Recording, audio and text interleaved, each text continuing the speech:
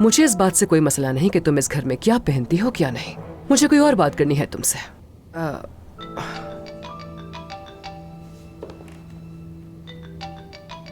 जी कहिए सलीम साहब। सादिया साहिबा, आपसे बात करने के बाद मैंने नर्स की बेटी से भी बात की। ऐसा करने के बारे में तो हमने सोचा ही नहीं था।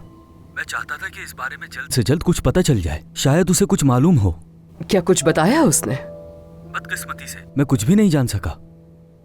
मेरे पास एक खबर और भी है आपके लिए, मगर वो कुछ अच्छी खबर नहीं।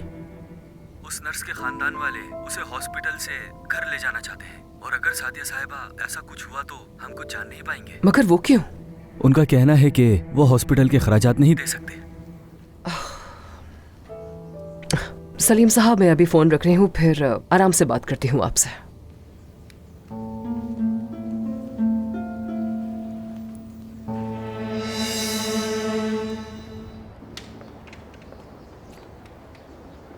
तुम सिनान पर नजर रखो बैरन, मुझे लगता है वो गाड़ी चला रहा है, वो भी सबसे छुपकर। मुमकिन ही नहीं है ये तो, अम्मी कभी इजाजत नहीं देंगी। उसने खुद कहा मुझसे कि वो यहाँ गाड़ी चला चुका है।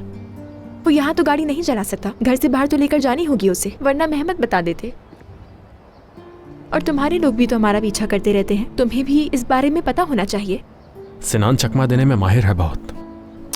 मुझे लगता है वो झूठ बोल रहा है कि वो यहाँ गाड़ी चलाता है।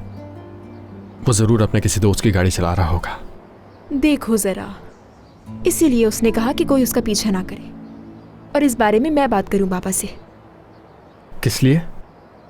हमारा पीछा करने का कोई जवाब ही नहीं बनता अली। मेरा मतलब, मैं और तूबा बिल्कुल नहीं चाहते कि कोई हमारा पीछा करे।